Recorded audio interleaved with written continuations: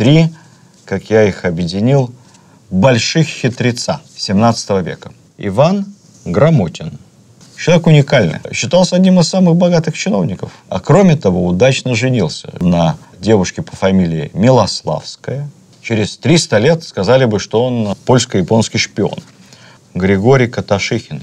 Настоящий предатель, иноагент и релакант. Каташихин соблазнил его супругу, слово за слово, пьяная драка.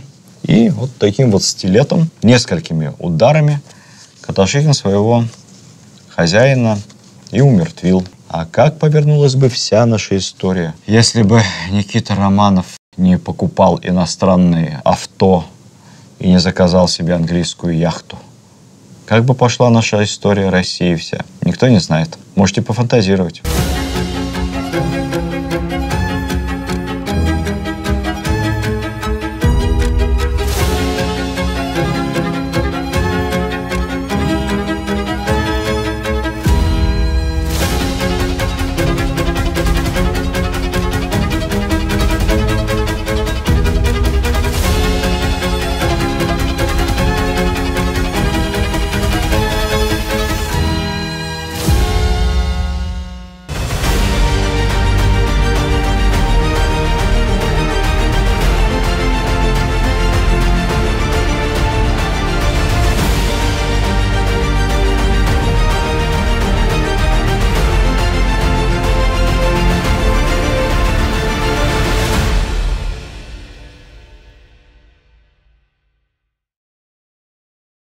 Дорогие любители русской истории, добрый день. Мы продолжаем нашу суперсерию рассказов из русской истории, а внутри нее маленькую серию из 3 рассказов о ярких, неординарных людях 17 века. Мы назвали ее «Суперзвезды», подразумевая, что есть монархи, а есть еще и невероятного масштаба фигуры, определившие ход развития нашей истории, бывает, что и на века вперед. А хотелось мне с самого начала назвать ее «Добрые люди 17 века». Но не получается, потому что, в общем-то, кто-то из них был более добрым, кто-то менее, кто-то позлее, кто-то похитрее. Все люди разные, и с этим не поспоришь. Но все это люди очень и очень необычные. И хорошо, когда мы знаем чуть больше, чем набивший оскомину Стенька Разин, ну или приятный во всех отношениях Алексей Михайлович Тишайши, которому мы посвятили 2 отдельных встречи. Итак, сегодня разговор о сподвижниках. Сподвижниках, ну, так получится, главным образом Алексея Михайловича, людей, которые вместе с ним руководили государством. А если останется время, еще про одного героя расскажу отдельно, в заключение. Но, перечисляя подвижников, я долго, честно говоря, не мучился с выбором, а взял те фигуры, которые по праву, пройдя все фильтры времени, оказались увековеченными на памятнике тысячелетию Руси в Новгороде. Либо в блоке «Государственные мужи», либо даже в блоке «Просветители». Первый из них, безусловно, Афанасий. Ордин Нащекин 605 года рождения прожил долгую жизнь, 75 лет. И канонический портрет его вот такой сугубо московско-боярский, в шубе, высокой шапке, с длинной бородой. Казалось бы, очень патриархальный образ. Но человек был совершенно другой. Яркий, талантливый, образованный, очень передовых взглядов, во многом опережавший свое время на поколение. Как писал наш любимец Ключевский, это, кавычки, самый замечательный из московских государственных людей 17 века. Стартовые возможности его очень скромные. Городовой дворянин из Пскова. Небольшой провинциальный город. Очень низкий старт, но дослужился до боярина, до министра, до одного из руководителей московского государства. Знал множество языков. Это для допетровской Руси непривычно, особенно у бояр. Причем какие языки? Латынь, немецкий, молдавский, ну, польский, само собой. При том, что обычный карьерный лифт, я об этом говорил в предыдущих сериях, карьерный лифт 17 века всегда опирается на родственные связи. Родственники вытягивают своих в Москву, двигают, опираются на клан. Но у ордена Нащекина, как, кстати, у патриарха Никона, никаких родственников в Москве не было. Они пробивались сами. Дипломат. Вел трудные переговоры с Польшей до самого Андрусовского перемирия. Выторговывал Киев. Собственно, Киев, оставшийся как бы в аренде, в длительном пользовании московского государства после кровопролитной долгой войны с Польшей и Швецией, торговался потом и со Швецией, вел переговоры. Так получилось, что, наверное, по итогам успешной дипломатической работы дипломата ордена Нащекина царь особо выделяет его и назначает главой сначала малороссийского приказа, то есть Министерства по делам Украины, как бы сейчас сказали, Малороссии, а потом и посольского приказа, Министерства иностранных дел. В семье ордена Нащекина дети воспитываются в современном духе. Иностранные учителя поляки, иностранные книги, вот этот флер каких-то красот невиданных, которые скрываются за рубежом. И вот побочный эффект, о котором я рассказывал. Сын ордена Нащекина бежит за границу. Орден Нащекин, к слову сказать, из первых чиновников государства. Так мало того, что бежит за границу, бежит к врагу, к Польше. Он отлично знал польский язык. Так мало того, что бежит в Польшу, бежит еще, взяв с собой круглую сумму денег, которые потом пришлось возмещать, денег казенных. Вот кажется ему, что счастье, свобода, красота и все перспективы в Европе. Ну, что бы ждало чиновника нашего 20 века в такой ситуации? Ну, я думаю, что в гуманные брежневские времена позорная отставка, исключение из партии и доживание где-нибудь на отшибе на частной даче, потому что служебную бы сразу отобрали у такого незадачливого члена ЦК. Ну, в сталинские времена понятно. Лагеря всей семье. Алжир. Это в лучшем случае. Я имею в виду казахстанские. Лагерь жен и родственников врагов народа. В 17 веке как-то было с этим помягче. И Алексей Михайлович пишет своему помощнику пространное письмо. Утешает его. Не только не обрушивает кары, утешает. Мол, сын, кавычки, полетает, как и птица бывает, улетает из родительского гнезда, полетает, посмотрит мир, как хочет его, да потом в гнездо родительское и вернется. Так и он вернется рано или поздно. Алексей Михайлович оказался не только добрым, но и дальновидным начальником. И действительно, что сначала был недоволен, как обходятся с ним поляки. Он ожидал совершенно другого приема и другого воздаяния своим, как ему мыслилось, неоцененным на родине талантом. Поэтому из Польши он тоже удрал в Австрию, из Австрии в Данию, не поверите, из Дании во Францию. Был обучен даже столь экзотическому для Руси 17 века языку, как французскому. Но и во Франции ему не понравилось. И в конце концов, с понурой головой, покаявшись, возвращается он домой, падает в ноги отцу и государю. Ну, отправили в монастырь, помолился там немного, успокоился, а потом и вовсе вернули ему высокий чин стольника и назначили воеводой в один из дальних городов. Все, мол, дружок, поработай. Таковы были нравы Алексея Михайловича. И так закончился казус сына ордена Нащекина. Счастливо закончился. Где-то между министерскими назначениями орден Нащекин получил временно пост погубернаторствовать у себя на родине, в Пскове. И развернулся там по полной программе, потому что все-таки министерская должность, ну, поверьте мне, я знаю, ты как бы винтик в системе. Конечно, ты очень важный винтик, большой винтик и нужный винтик, но это все равно механизм. Если ты будешь крутиться не в ту сторону, не так, либо поперек, то, в общем-то, вреда от этого может быть больше, чем пользы, потому что механизм придет в негодность. Надо, но стараться совершенствовать свою работу в рамках сложившейся системы. А вот в те времена псковский наместник – это гораздо больше свободы. Казалось бы, далеко там, от Москвы, от принятия решения, но ты сам себе хозяин. Это не сейчас до Пскова 7 часов на машине. А тогда добираться неделю, а то и более, да если доберешься. Поэтому орден Нащекин неожиданно показал себя предприимчивым и очень дельным администратором. Он первым делом собирает псковскую знать, так сказать, первых мужей, торговых, дворян, и говорит, давайте делать городское самоуправление. То есть что-то типа Псковской гордумы.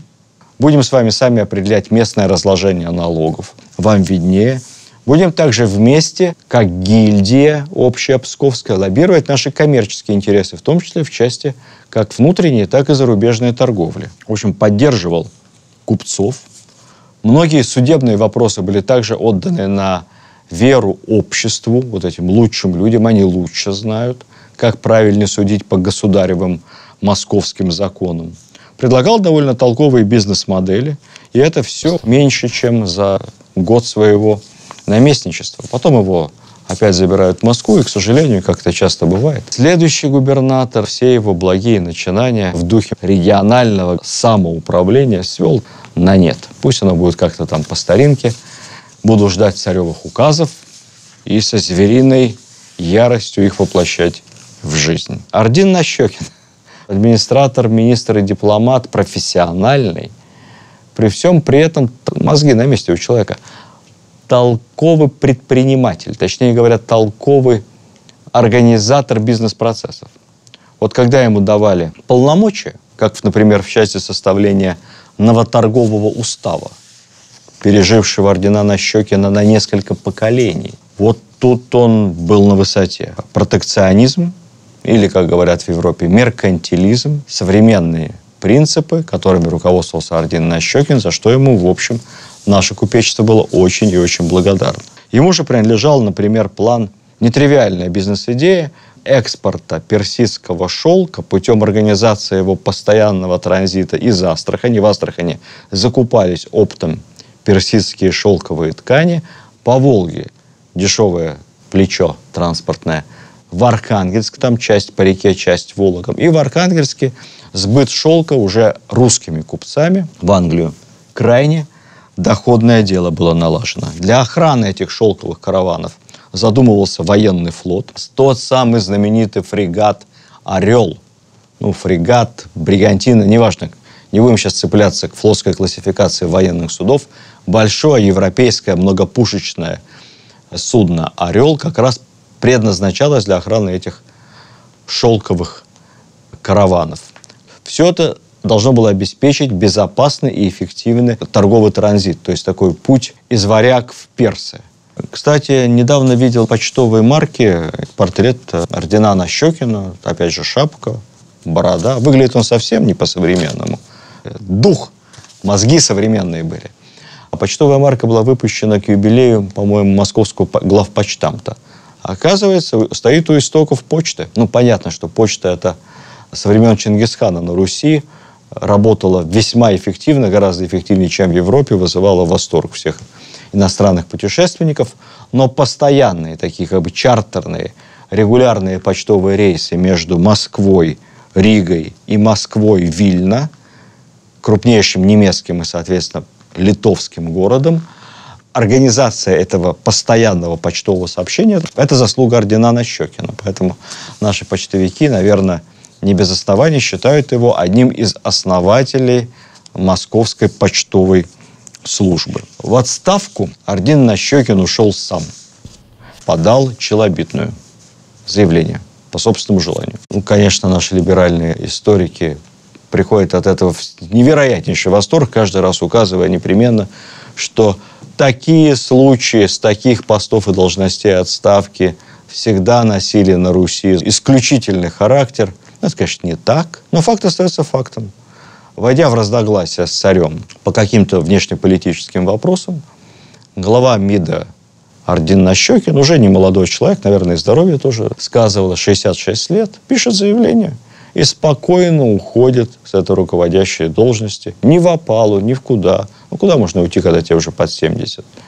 Уходит в монастырь. Но монастырь не скучает. Нет, он занимается большими благотворительными проектами. Строит церкви. Скажу, человек был не бедный к тому моменту совсем. Создал больницу для бедных. Устроил монастырь в своем родном селе Любятово под Псковом. Сейчас-то в черте Пскова там какая-то шоколадно-конфетная фабрика печенья. Вот орден Нащекин оттуда родом. построил там монастырь. В общем, вел активный образ жизни прогрессивного пенсионера при монастыре. Один раз его даже призвали на госслужбу обратно. Выдернули. При царе Федоре, когда начались переговоры с поляками, требовали они крайне жестко вернуть таки Киев, ибо Киев мы у них зажали и не возвращали. Помог новому главе русской внешней политики, князю Голицыну, отбиться от польских притязаний, напомнил им все прежние договоренности, засвидетельствовал и, в общем, твердо стоял на том, что Киев наш и иному не бывать. Вот так.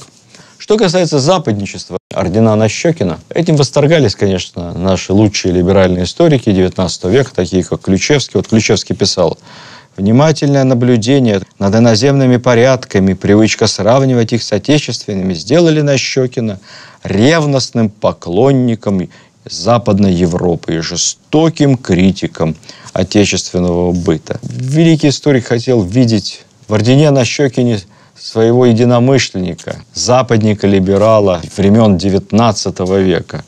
Но на самом деле западничество Нащекина было проявлением, особенно в будущем, классической болезни русской интеллигенции.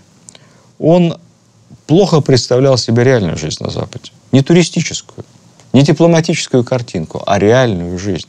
И он рисовал себе такой идеализированный, существующий только, в общем-то, в его воображении Запад. А критиковал домашние порядки, отталкиваясь не от реального сопоставления жизни там и здесь, ибо жизнь там он не знал, а отталкиваясь от этой самой идеалистической картинки. При этом слабо понимая, что на самом деле этот идеал никакого отношения к западному не имеет. Это именно порождение его же русского представления о добре, зле, о правде и кривде. Сын вот его, столкнувшись с реальной жизнью на Западе, как-то довольно быстро, несмотря на молодые годы, разочаровался. И такова была правда того времени. А идеи же ордена Нащекина были вполне прогрессивными, и во многом он предвосхитил реформы Петра. И он был бы сторонником реформ Петра, если бы жил позже, что нужно реформировать армию, приумножать число полков нового строя, делать армию регулярной, отказываясь от поместной дворянской конницы и ополчения, что нужно строить военный флот полноценный, что нужно реорганизовывать местное самоуправление, госустройство. Вот это все реформаторство по сути у ордена Нащекина не подменялось реформаторством по форме, которое, в общем-то, Петру, наверное, в большей степени вредило, чем помогало. Орден Нащекин ходил с традиционной русской окладистой бородой, в высокой меховой шапке, и это ему ничуть не мешало. Вот так. Петр в этом плане был человеком другого склада. Но так либо иначе, запомним эту замечательную фамилию очень прогрессивного и умного человека. Ордена Нащекина. На памятнике тысячелетия России он по праву в числе государственных деятелей.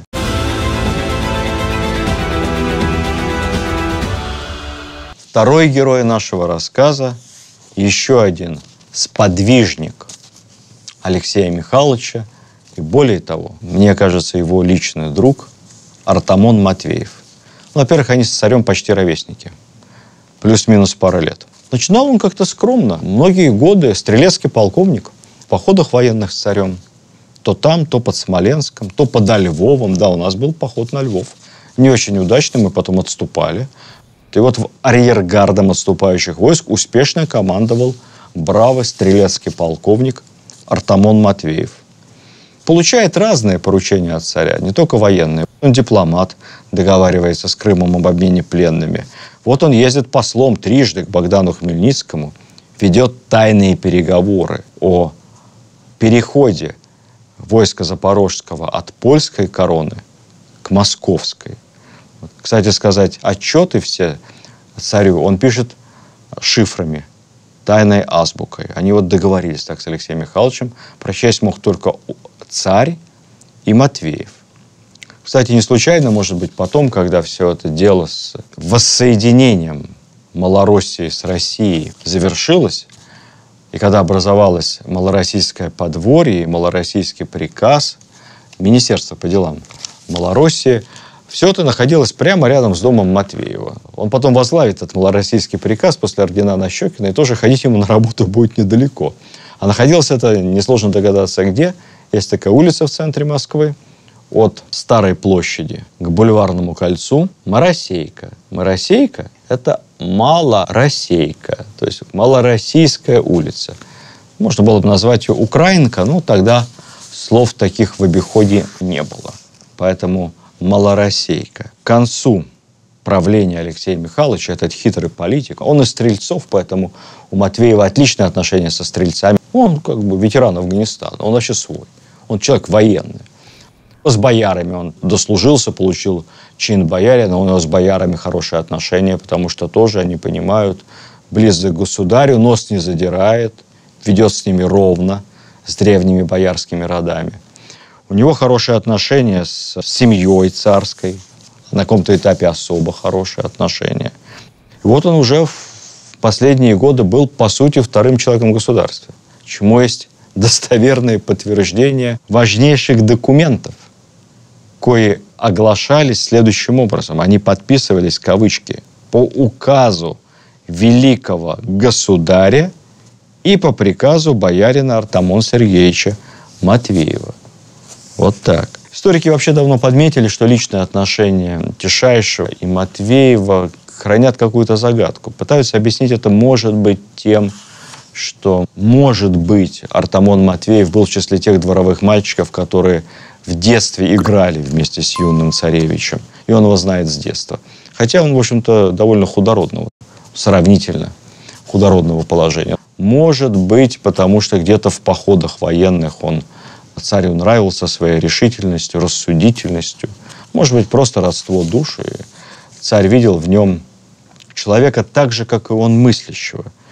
Не случайно письма государя, Алексей Михайлович много писал писем, мы помним с вами, даже собственноручно, главным образом собственноручно. Вот письма к Матвееву – не столько поручения и указания, сколько такие доверительные. Делятся переживаниями, эмоциями, тяжестями великая душевная своя, государь. Вот одно из писем царя. «Друг мой Сергеич». Артамон Сергеевич, друг мой Сергеич. Ну, буквально, как мы сейчас говорим, ну, как ты, Петрович, а? Как Иваныч, а? Вот, друг мой Сергеич, приезжай к нам поскорее. Дети мои и я без тебя осиротели. За ними и присмотреть некому, а мне посоветоваться без тебя не с кем. Такое царское письмо. Ну, кстати, не забудем, что, в общем, Матвеев устроил второй брак царя, овдовевшего на Нарышкиной. Эту историю я вам рассказывал. Матвеев представил красавицу Нарышкину первому вдовцу московского государства. И все это организовал. Поэтому положение его при дворе после этого еще существеннее укрепилось. Считался одним из образованнейших людей своей эпохи. Главный в быту. Западник, абсолютно европейский дом у него, дворец, как писали современники, как у какого-то венецианского дожа. Европейская мебель, бархатные обои, ковры, библиотека роскошная совершенно, театрал. Он-то был генеральным продюсером царского театра. Меломан, как бы сейчас сказали, любитель музыки. Вот как описывает иностранец комнату, где его принимал Матвеев. Комната убрана иконами, картинами и часами разных форм. Матвеев – ревностный покровитель всего полезного. Он образованнее всех своих соотечественников, и только он один, вопреки древним обычаям, дозволил сыну своему учиться у иностранцев языку и разным наукам. Ну, насчет того, что он один такой, конечно, не так. Мы только что вспоминали сына ордена Нащекина, предшественника Матвеева на посту министра иностранных дел. Так у него так сын вообще был полиглот во всех отношениях, как и сам отец. А вот что касается коллекции часов, это правда. Самым большим любителем часов в стране был царь Алексей Михайлович.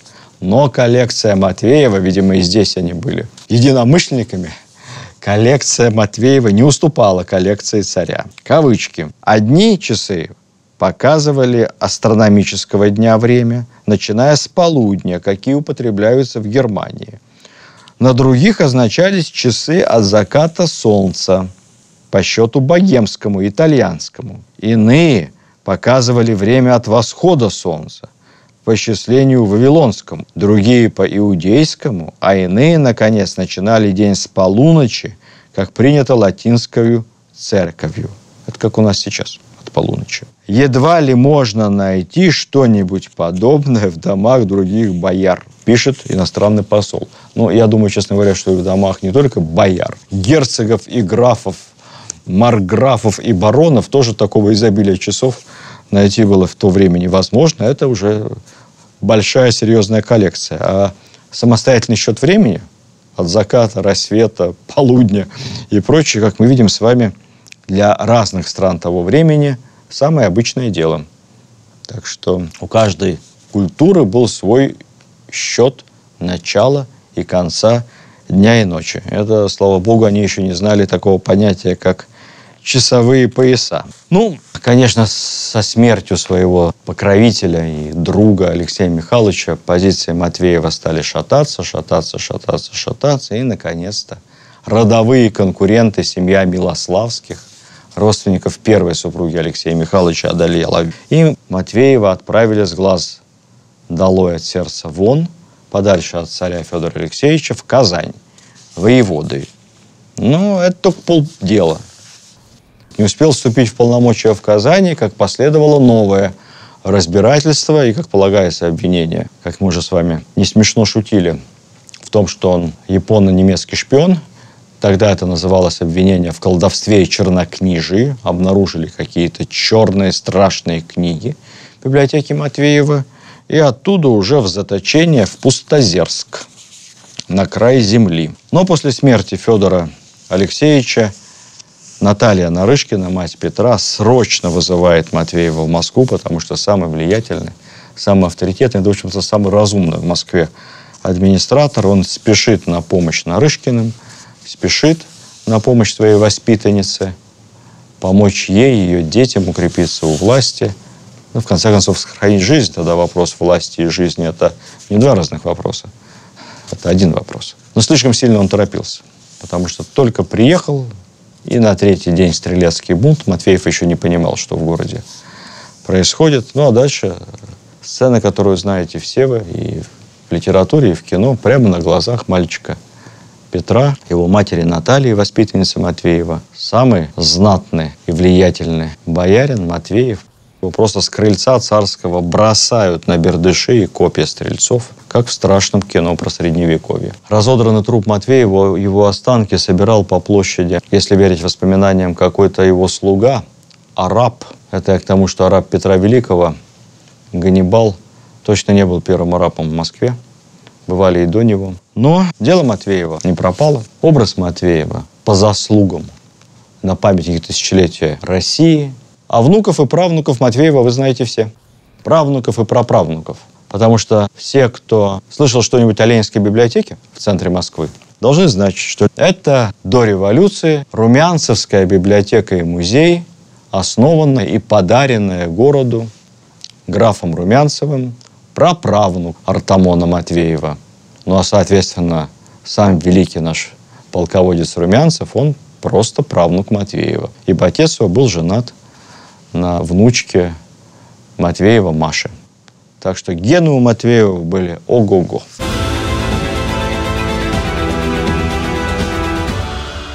Ну и третий герой нашего сегодняшнего рассказа, наверное, самый необычный, потому что он вообще какой-то другой. Не про власть и не про деньги, хотя очень близок был царю Алексею Михайловичу, пользовался его исключительным доверием. Многие годы рядом с ним, но, наверное, в нем тоже отражалась лучшая часть характера Алексея Михайловича Тишайшего.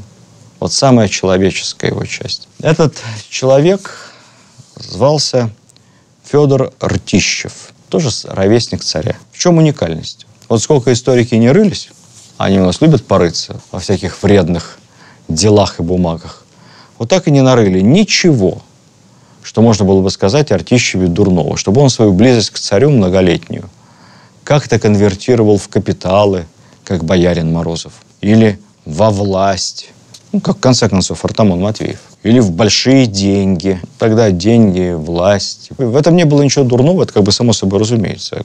Какой смысл расти по карьерной лестнице, если при этом не богатеть? Или какой смысл добиваться новых чинов, стольник, окольничий, думный дьяк, боярин, если при этом не будет расти твой капитал?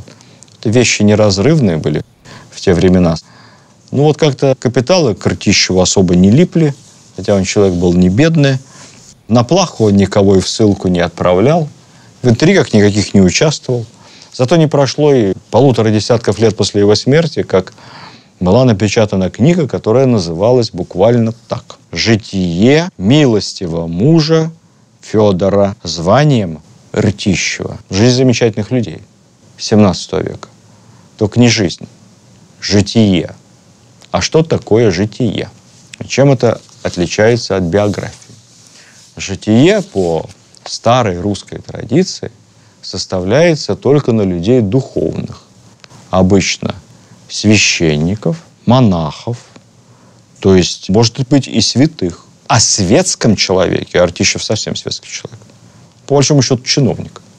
О светских людях житие не писали, тем более так быстро после смерти. Помните, Иван Васильевич меняет профессию, мой любимый фильм, надеюсь, и ваш. Там, когда режиссер Якин в исполнении великолепного Пуговкина бросается на колени перед настоящим Иваном Васильевичем и что-то там бормочет: «Азм есмь, житие мое». Царь чуть там не посохом ему по голове: «Какое у тебя, смерть, может быть житие? Ты, мол, пес смердячий». «Житие мое». Какое житие твое, пес смердящий? Ты посмотри на себя. Кстати сказать, по жизни так вполне могло быть, потому что сказать о своей жизни житие мог человек совсем уж без понятия. Поэтому Грозный так и разозлился. О Ртищеве выходит житие. Вообще историки впоследствии называли жизнь Ртищева идеалом высшей нравственности XVII века. А многократно цитируемый мной Ключевский так и писал, что Ртищев принадлежал к тем, кто из своей исторической дали не перестанут светить, подобно маякам среди ночной мглы, освещая нам путь. Вот так, об обычном чиновнике. Выполняя разные поручения Алексея Михайловича, Ртищев кем только не был. Внешней политикой занимался, и с поляками торговался, вел переговоры бесконечные, поскольку войны были бесконечные. Как-то очень понравился результат его работы Алексею Михайловичу, когда Ртищев добился того, что представители польского короля стали обращаться письменно к Алексею Михайловичу, в титуле указывая: «Великая и малая и белая России государь». Ну, это не просто титул расширить с «великая» до «малая и белая» по ходу войны, к слову сказать. Это означает на современном языке признать Российскую Федерацию в новых границах. Московское царство. Такое обращение послов – это все. Не вырубишь топором. Конечно, Алексею Михайловичу это страшно понравилось, и хотя потом пытался польский король от этого откреститься, мол, это они инициативно, я их не уполномачивал, но все, прецедент дипломатически создан. Наградный лист, это раньше тоже все было серьезно, вы не думайте. К чину окольничего, тогда Ртищева, полагался наградный лист, на котором было указано: оцените язык XVII века. Наградный лист пишется от имени государя. «Служба твоя к нам отменна, потому что ты взял нашу государеву титлу с новоприбыльными титлами». То есть титул наш расширил. «И в предках такого не бывало, чтобы в ратной брани между великими государей, не учиняя миру, титул сполна послы-посланники не имывали». Поясню. Раньше, чтобы тебя признали малое и белое, нужно было как минимум победоносно закончить войну. У нас война еще продолжается, конца краю не видно. Они уже признали, что эти земли наши. Вот как хорошо, радовался Алексей Михайлович, как ребенок. И даже на полях собственноручно дописал наградного листа: «От гораздо». Азм есмь. Понравилось.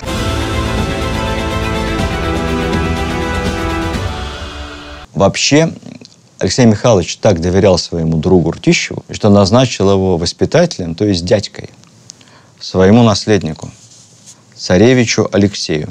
Ртищев полностью отвечал за образование, подбор учителей, рабочий день, отдых, весь распорядок царевича Алексея. И вот когда царевич был признан совершеннолетним и стал официально участвовать в дипломатических приемах, как наследник государя, и собрали послов, которые привыкли, что, собственно, вот кроме этого чудака Ордена Щекина и его сына, где он там, кстати, русские грамоте не разумеют, для этого дьяки есть. Грамоте иностранной имеется в виду. И тут неожиданно царевич обращается к иностранным послам не просто с приветствием, мол, как здоровье, а с программной речью. Половину по латыни, половину по-польски. В общем, представить себе шок, который испытали представители дипкорпуса, невозможно. Но беда лишь в том, что царевич дожил до 15 лет, Алексей, и скоропостижно умер. Потому наследовал потом его младший брат, болезный Федор. Тоже хорошо воспитанный, но очень больной мальчик. Что случилось с царевичем Алексеем, мы не знаем. Ртищев расстроился до такой степени, что уволился с царского двора, фактически ушел в частную жизнь. Занялся просвещением, на свой счет учредил небольшой монастырь на Воробьевых горах, выписал туда образованных монахов, кстати, из Малороссии. Вот они там на деньги Ртищева переводили книги по истории, философии, географии, составляли словарь славяно-латино-греческий. Все знали Ртищева как человека милосердного, ибо когда еще он был при войске, при армии вместе с царем, то есть в уста передавали истории про то, как едет Ртищев с отрядом своим, с охраной, и по пути подбирает больных, раненых, неприятелей, довозит их до места стоянки, а в попутных городах нанимает дома, приискивает врачей, сиделок и заботится о пропитании как своих раненых воинов, так и неприятельских, и расходует на это свои деньги. Огромной проблемой Руси того времени, вековой проблемой, были набеги крымских татар и увод в полон, в рабство с последующей продажей на галеры, на флот, на смерть абсолютную русских людей. Старались как могли, выкупали. Цены, естественно, крымские татары задирали, зная, что у русских эта идея фикс. Обменять, либо выкупить своих пленных, ибо не может православный человек и не должен умирать на галерах турецких. Был даже специальный налог, который так и назывался, полоняничные деньги. Сбрасывались, такой полудобровольный, полуобязательный, но деньги шли целевым образом на выкуп.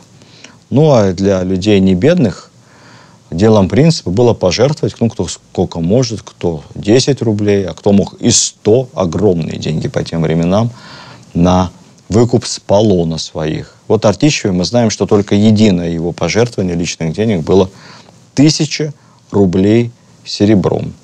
1000. Наверное, самый большой вклад той эпохи на выкуп пленных. Он же в Москве организует, наверное, самый первый в нашей стране вытрезвитель. Его слуги в специально обустроенный дом на больничный манер, принадлежащий Ртищеву, приводили пьяных, больных, неимущих, как-то там приводили их в порядок, подлечивали чуть-чуть, кормили. Ну и когда они протрезвели, дальше отпускали. Иди работай. В Вологде разразился голод большой. Ртищев узнал об этом и отправил архиепископу Вологодскому хлеба, 900 рублей серебром, 100 рублей золотом. Но дело не в размерах суммы, дело в письме, которым Федор Ртищев сопроводил свой огромный дар. Он написал, кавычки, «Некоторые христолюбивые человецы при отшествии своем от мира сего вручили мне имение свое на раздаяние нищим и убогим, чего вам и направляю». Ну, то есть какие-то анонимные спонсоры доверили мне свои деньги, а я вот вам отдаю. Деньги все были Ртищевы, никаких спонсоров не было. Это все были его средства. И даже продавая как-то собственное село землей, крестьянами, какому-то купцу, Ртищев взамен заставил того поклясться перед иконой, что тот не будет увеличивать оброк и барщину. А благодарность за то добровольно снизил уже заранее оговоренную выкупную цену. Только не повышай барщину, чтобы крестьянам моим под тебе жилось не хуже, чем при мне, а лучше. Ну, в общем, гуманист, как сейчас принято говорить, гуманист, опередивший свою эпоху. Не зря, наверное, на памятнике тысячелетия Руси есть и Федор Ртищев в числе просветителей. Просвещенный и хороший человек XVII века.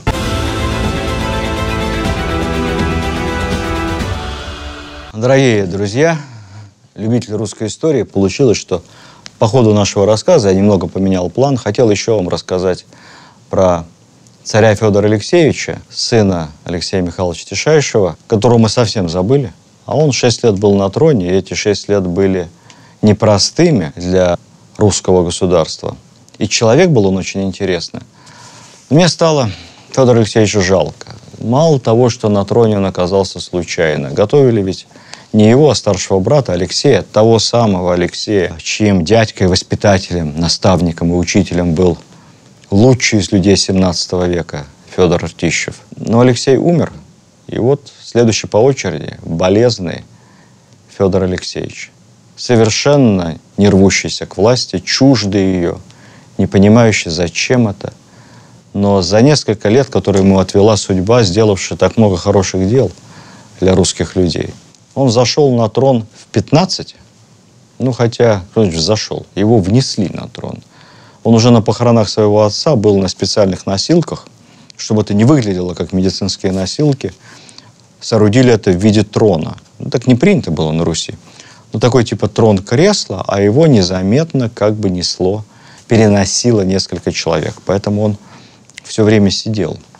Очень болели ноги, опухали. Ходить он не мог. Болезнь эта то обострялась, то становилось полегче, он уже начинал нормально ходить. При этом отлично ездил верхом, а вот ходить ноги болели. И прожил всего 20 полных лет, то есть меньше 6 лет на троне.